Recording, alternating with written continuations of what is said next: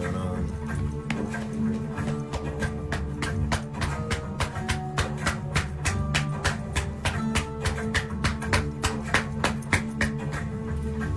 What's going on? Hello.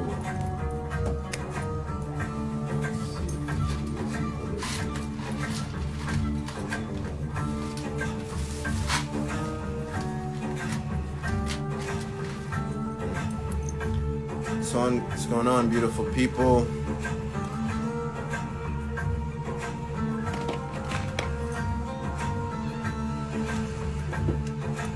it is.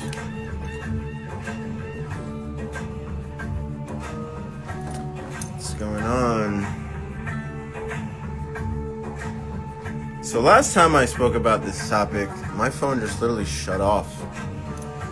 Not sure why, and that is the first time it's done that. It's never really done that before. Turn this way. I really don't know why. But very, very peculiar. Very peculiar.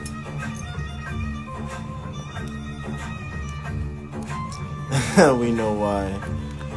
Yeah, at this point, I'm definitely on some type of watch list, but little do people know, being friends with someone in the UN, you're already on a certain watch list.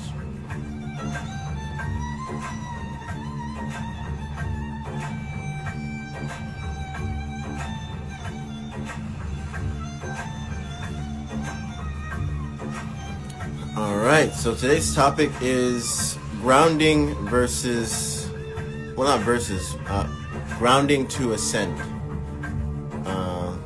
Hopefully I didn't mess up the title. Let's see.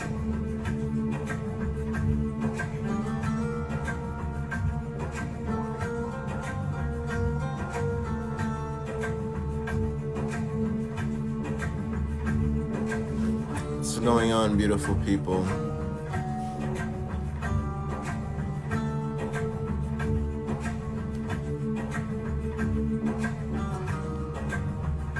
There it is. Okay, cool. I can go live with myself.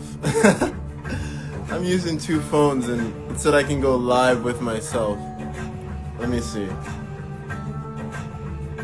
Oh, I know why. Are you going to save this? I'm on my lunch break. Yes, I am. I will save this. Alright, that's cool. I was just testing something. Alright. This is my problem. I get so high and don't want to come back to reality. But how about getting a different type of high where reality itself is high? And, you know, what people mainly do in terms of taking external substances to get quote-unquote high, you're giving more energy to a different type of high that is truly outside of you, because it's not 100% you, right? It's not 100% you at all.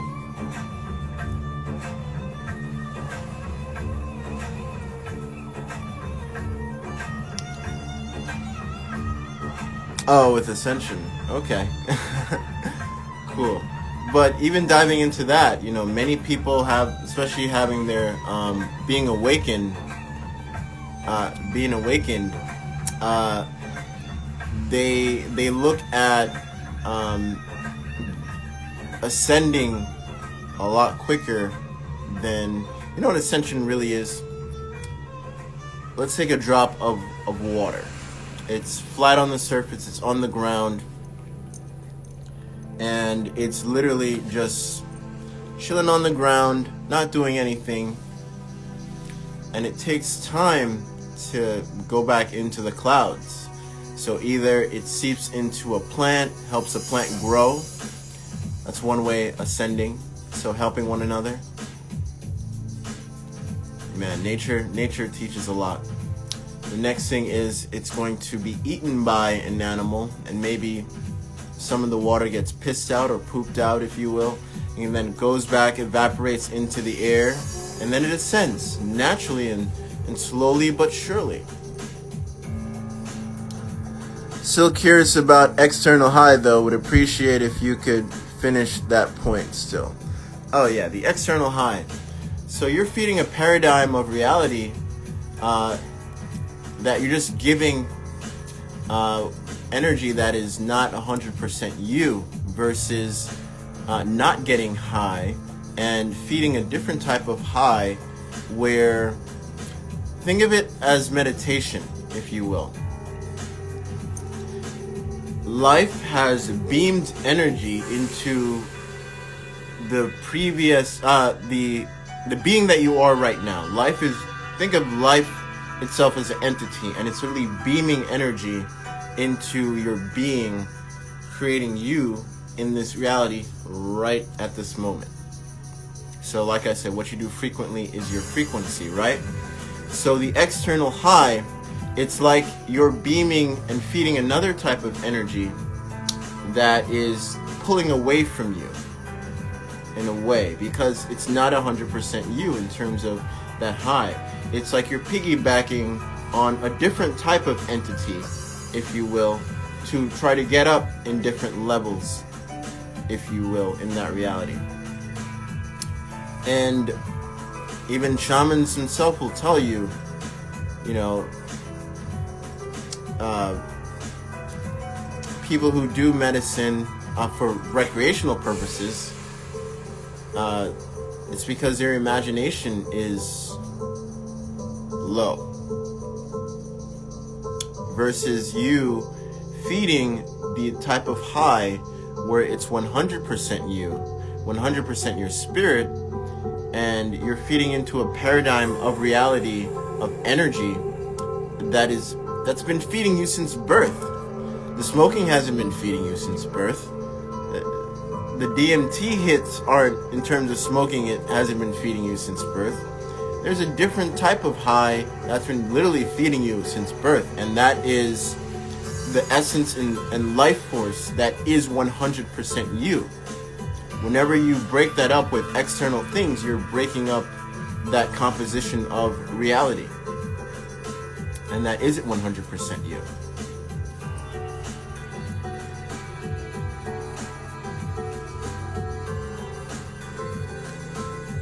I'm salty, I had to exit and come back. I was skipping. Okay. Appreciate all of you guys for joining in. Thank you. Yeah, but we're all so quick to, or people who are quote unquote getting spiritually awakened, if you will, or I like to say more spiritually aware. You know, if you're alive, you're, in my opinion, you're technically awakened in a way. But yeah, giving into external highs, you're losing part of yourself in the essence that you don't have 100% control. Something else is controlling your feeling center and shifting the emotional reality. And E-emotion is quote unquote energy. E, energy in motion. Does anybody want to go live? I haven't gone live in a while with anyone, so I'd love for someone to come on live.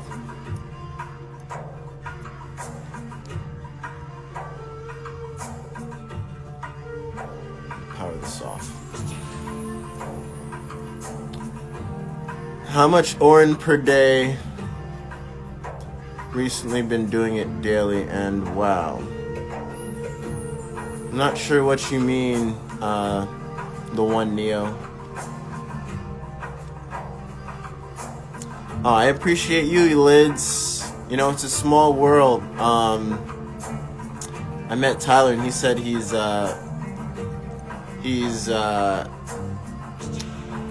having communications or relations with one of your close friends, so that's cool. Small world. Does anybody want to go live? Grounding to ascend. Thoughts on shrooms.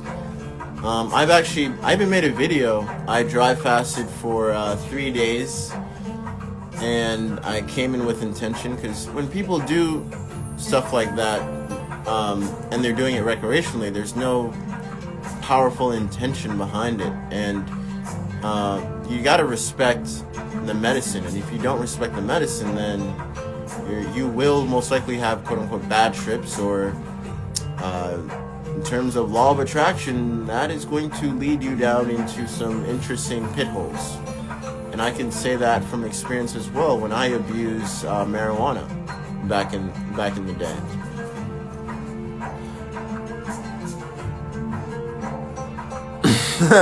My child is wilding right now. That's okay. Yeah. So when you're grounded via breath work, via literally just taking off your shoes and actually grounding. But what I mean by grounding is, you have 100% focus and attention, paying attention. Wherever you're paying attention to, currency is how you're going to build up a value system in itself. So if you're paying more attention, energy, and focus towards the internal world that is you, and not deviating or messing up the connection that your internal world is doing on its own, by the way, because the spirit is so powerful. When it's doing it on its own, you're literally paying more currency of attention inward. And by doing that, when one is fully grounded in their body, like I say with especially the breath work that we do in alchemy, it's more of an inner body experience rather than an outer body experience. You come more into your body, and then you ascend to different levels of reality, i.e. breath consciousness. And when you do that, wherever you go, when you're quote-unquote grounded, you can feel and experience, if you will, different realms of levels that is interacting with your reality. And that is ascending in itself.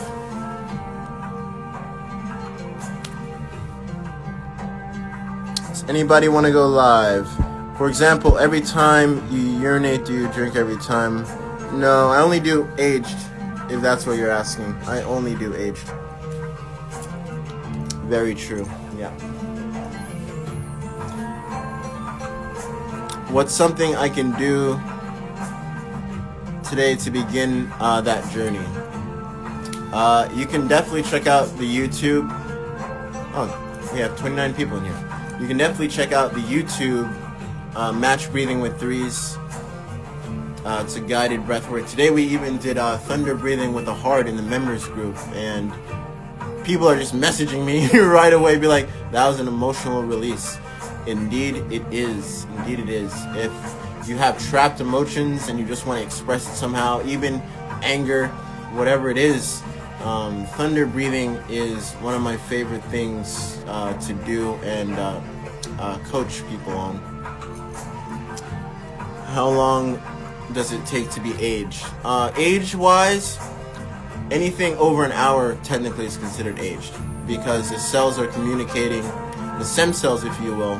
And how do you know if they're stem cells? Well, it's proof is literally in the pudding. Stem cells is cells that has yet to be in the form of hair, tissue, and you're literally filtering that out via Orin or Shivambu. Yeah, match breathing with threes. That's in the members group. I literally did that literally before coming on here. I love doing breath work before showing up anywhere. You know, you push out an energy that those who are in the know will definitely feel, and that is an interesting experience that I've done here in Miami. I increased the amount of breath work I've been doing. And ever since, I was really in the park. I'll never forget the day. It was really a week after we moved here, in the park with the pyramid, just chilling. And then he's about to come on live at 5, Jeff. If you guys know the Urban Barefoot, we're going to talk. But he's a really good friend that I made over here in Miami. And it started from there in a ripple effect, including Gabby meeting Gabby, she was the first who just came up to the pyramid, have a conversation, and Giselle, I think, was there too. And it's funny enough, Elena was literally sitting on the pier on the water, but she never came over to talk. It was really interesting. I didn't even know it was her at the time until she said it. I was like, wow, that was you. It's a small world and synchronistic world that we live in. The more you're aligned, the more it becomes evident. There you go. The more you do the inner work and less dependence on external substances to get you to different levels of consciousness, the more synchronicities will happen. And life is a roller coaster that everyone will have fun on as long as you're observant. I'm in Miami right now. What are your thoughts on 4-sided and 8-sided pyramids? Regardless, pyramids itself, they have the ability to heal and regenerate cells at an all-time rate, and scientists has been doing studies on them. Any type of pyramid structure, you can go look into the science of it. I did Reiki for the first time this week, felt amazing. I have to keep doing this breath work for sure. You know, I love working with Reiki people, and it just amplifies whatever they're doing, including the 33s and utilizing sacred geometry with the breath work. Yeah. Anytime I see Robert Grant posting about sacred geometry and all that stuff, I'm like, okay, how are you utilizing it in everyday life though? You know, we all, you know, it's all about the doing, man. It's all about the doing. How are you utilizing it in everyday life? You know, it's cool to look at all these different things in terms of sacred geometry, but, you know, how are you utilizing it in everyday life for real? I want everyone to just go on one of his posts and just tag me. Because I really want to just have him on and have him experience the type of breath work in terms of sacred geometry and things like that. Because his art is really beautiful. I'm not knocking it. But again, Robert Grant, I ask you, how are you utilizing it in everyday life? And don't get me wrong, I literally met one person going back to grounding to ascend, right? In New York, this was a couple of years ago, and I was at a sound bath, and one of the attendees, he had a notebook, and he pulled out the notebook, and you can just see him get into like a trance. Like, he'd get into a trance, and he would literally, you can literally, without using any ruler, without anything, he can literally draw the perfect circle and draw like bunches of flower of life in different patterns. And he said when he started this practice, and the more he practiced day to day, every day, drawing it, he could start seeing it everywhere on people, he could start seeing auras. And then I introduced him to a type of breathing pattern that incorporated the flower of life. And I had we both had an interesting epiphany in that aspect. What did you discover drinking Orin? Does anybody want to go live? Anyone here is welcome to come live. We have a real packed house today. What I discovered, the first time I did Orin was age, actually, too. And I used to be, this was like, man, it's been almost 7 years now. Wow, it's been almost 7 years. The first time I tried it, at the time, I was really addicted to cheese. Like, I would order Domino's back and forth, like, you name it. I was really addicted to cheese at the time, and I really wanted, that was like the last thing. I was trying to switch to vegetarian, but I was really addicted to cheese. Bad cheese. And I finally tried it, and a bunch of parasites just came out. I literally I went straight to the bathroom in like 30 minutes, and a bunch of parasites came out, and that helped me get off cheese. So that will definitely help you if you're having a hard time transition to a healthier diet. That will definitely help you. Especially coming off of any type of cooked foods, that will definitely help you transition more to raw if you're one of those people. Wanted to try thunder breathing for anger, but thunder breathing is only on Alchemy Breathwork. That's how unique Alchemy Breathwork is. And there's a project that I'm still not allowed to talk about, but it will come out very soon. And it's going to impact a lot of people in the right way, hopefully. Yeah, thunder breathing is very unique. Thunder breathing incorporates some of Nikola Tesla's findings and a little bit of Padai, if you will, and the auditory response on the body that many people are not aware about. So, you ever met Master of Earth? No, I spoke to him a couple years ago. Real cool guy. And he's still alive, so people gotta stop saying that he's dead or something. He is still alive. I don't know where that came from. There will be a point in time where, I will, quote unquote, disappear from society. And again, there's so many places you can find me if I do. Either Wudang is the Wudang Mountain, that's one. Burma. I've been invited to go to Burma and live, if you will. And maybe Tulum. Tulum is popping up. And if I find that if I go to Tulum, I probably will still be in society, because Tulum is becoming the next quote-unquote Bali of the world.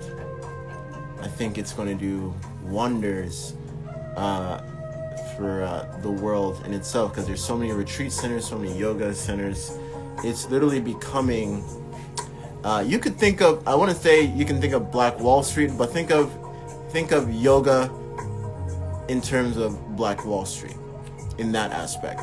And I don't mean like the Indian style yoga. I'm talking about, expressive yoga, because people don't realize where yoga actually comes from. It comes from Kemet, Africa. It started there.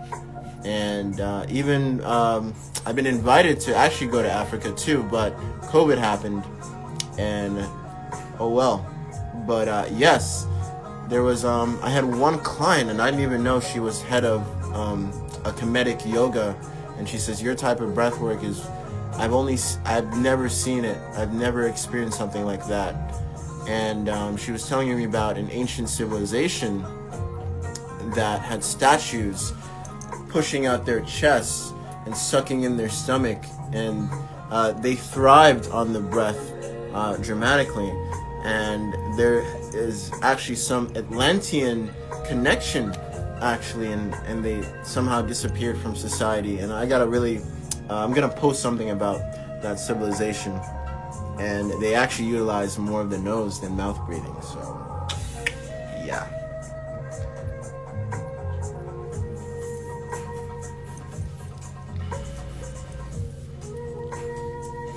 Does anybody want to go live? Nice, we're running good on time. Cool. When you're grounded, you also have humility. When you're not grounded and you're flying off without grounding experience, you have less humility and more ego. And I mean ego in the way of you like to disassociate yourself from certain people and beings. And the more disassociation you have within your life, the more rigid it is.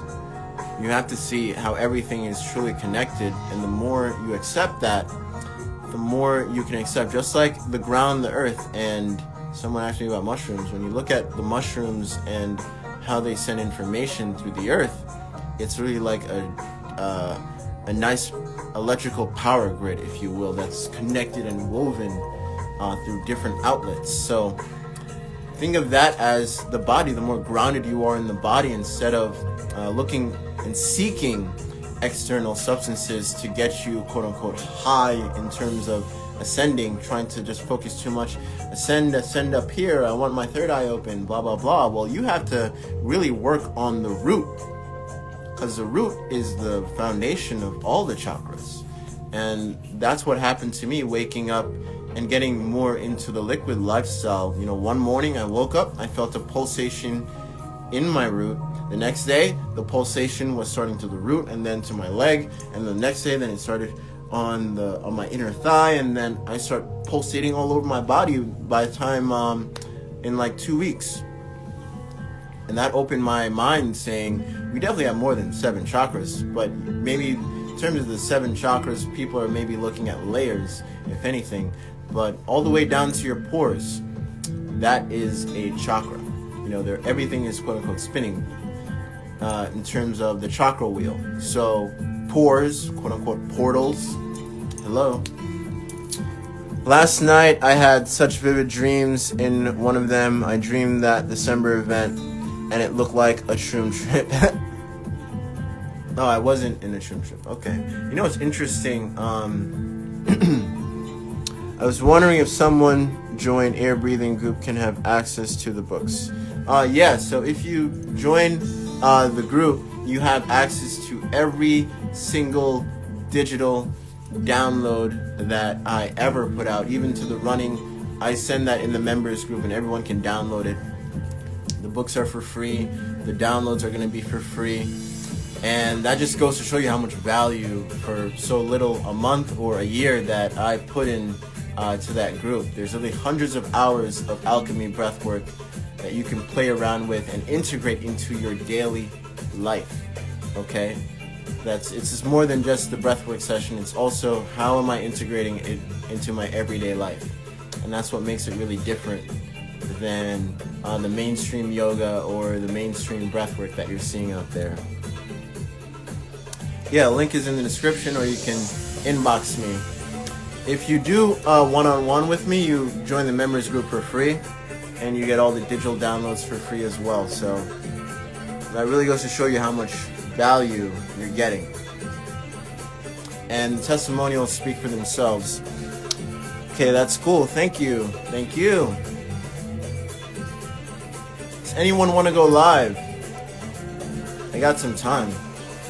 No one wants to go live. I'm just going to end it off here, and then I might come back on and talk about a different topic. That may happen. May. But we really need to focus on grounding ourselves. And the more you ground, the more humility you have, the more appreciation you have, because when you're looking from the ground, you get to see more of the wonders of the world at a different light. It's like you're also taking a zoom out effect as well too. Lids! Lids. Alright, we're going live, Lids.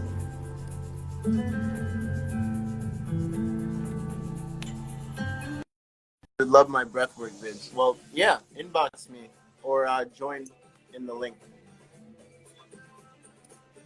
Hey! Lids! How are you? What's up, sis?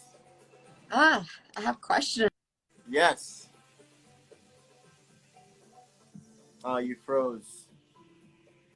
Oh, I froze. Okay, there we go. Okay, there you go. I have questions. How are you? I'm great. Every day gets better with the breath. That's the motto. Yes. Yes. Yes. Yes. I like that answer. I'm always curious too what people are going to answer when I ask these questions. But first, I love what you said about spiritually aware as opposed to spiritually awakened. Awakened, yeah. Yeah, I really appreciated that. And I find that you give me new language for a lot of things that I had seen and accepted, but then you invite, by using words, you invite me to be like, oh, there's another layer. So you invite me to be more aware of that. So I have questions on grounding and depression. What do you have to say about that? Just those two topics together. So there was a point in my life where I was depressed, and I noticed that was the point where I smoked a lot Mhm. in terms of THC. Yeah. Smoked a lot of THC, and we did a video on mouth breathing and how it correlates with cravings and stuff like that. But man, depression.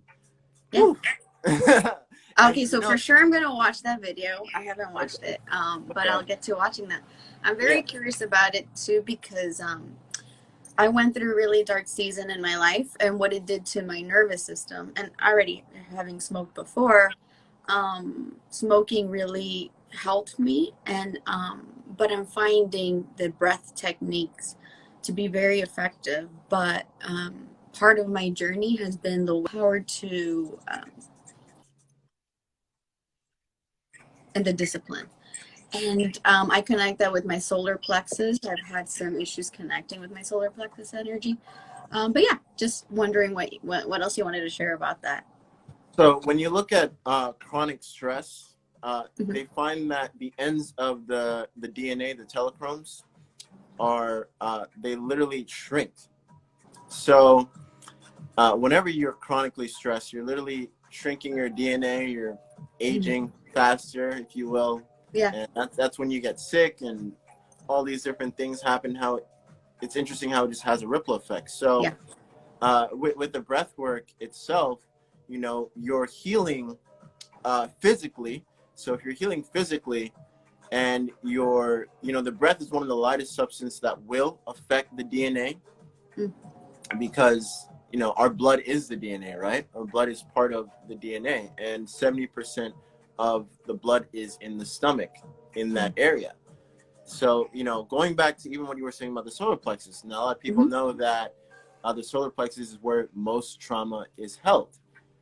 So a nice thing, a lot of people, I can give this, I did a video on this months ago, but you can take a cold spoon, put it onto your solar plexus, and do fire breaths until the cold spoon gets warm, and then go to sleep that way too. So what fire breaths is literally, and you can just place that spoon, that cold spoon, so you put the spoon in the freezer and take it out the freezer and then place it onto your solar plexus and do some Ooh, fire breaths. cool. Okay, I'm gonna try that, and I'll message you. Cool. Yeah. Wow. Amazing. Okay. And someone just said, how about grounding while you sleep? Oh, grounding while you sleep. So another way to do this, grounding while you sleep, is take tensor rings, because you know under GDV imaging, the electrons are still flowing in the copper. So you can get some socks. You can spray the socks. Hopefully, it's really light socks. You spray the socks with essential oils, so there's more electrons in the socks, and Mhm. you put the tensor rings on the bottom of your feet like you would do like onions, like that Mm. whole tradition with onions in India and how it's very detoxing. That's one way of doing it as well. So that's one way of grounding while you sleep for sure. Mm. And breath work before sleep, definitely. Awesome. Awesome. Well, that was so interesting about the spoon thing. But tell me, what was your key switch between the depression and then what, I don't know, like how you went from how you overcame that or how you processed through it, along with Uh, the breath? Yeah. yeah. Uh, you know, when people smoke, you know, you're coughing, right? You're Mhm. coughing sometimes. And when I notice, I'm like, man, I cough a lot when I smoke. Mm. Like, what's a correlation there? Mm. And it's like the body is saying, "Ow, ow, ow, ow, ow." It's like it's Mm. screaming out, Mm. and and subconsciously we relate coughing to whenever we're quote unquote sick. So there's an interesting correlation with that if you really think about that. Mhm. So that was my aha moment.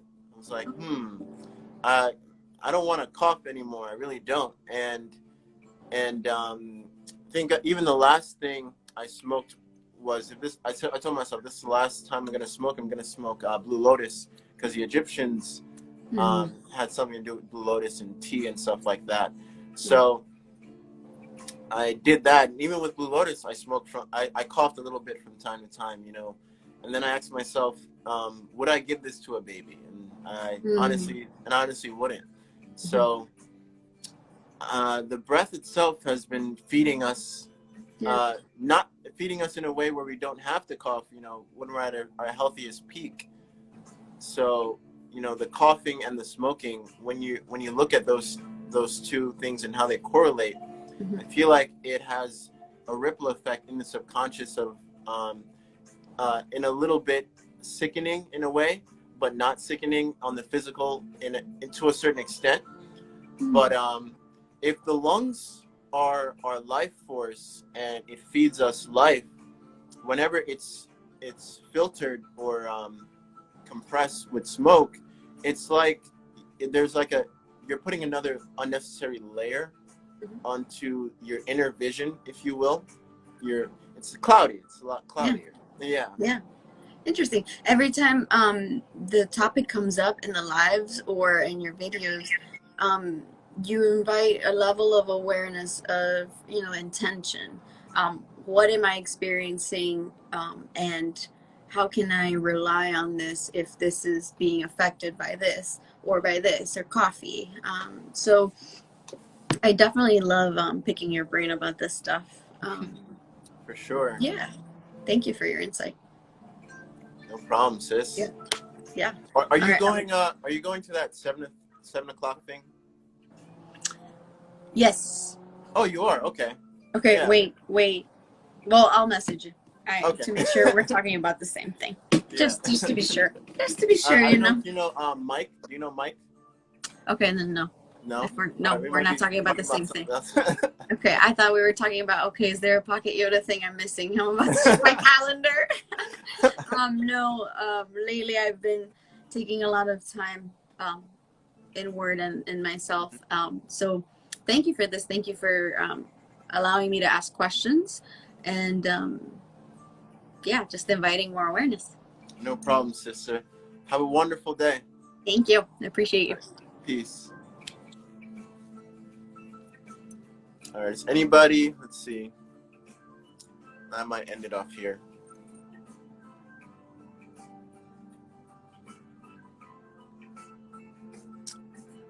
What's going on? I answered that question. Oh, someone popped up. All right. Can grounding occur on concrete floors? Yes. If you have wooden floors as well too in the house, take off your shoes, take off your socks, and ground for sure. I had a friend Jeff who is coming on here at 5 p.m. Eastern time.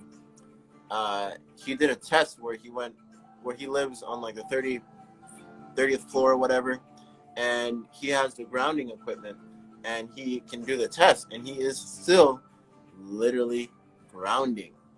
You are still literally grounding, um, even on the 30th floor, as long as it's marble, tile, wood, concrete, you are still grounding because all those electrons are connected to the foundation of the earth. Does anybody want to go live before I cut this off? All right, guys, I thank you all for sharing the breath. Until next time, peace.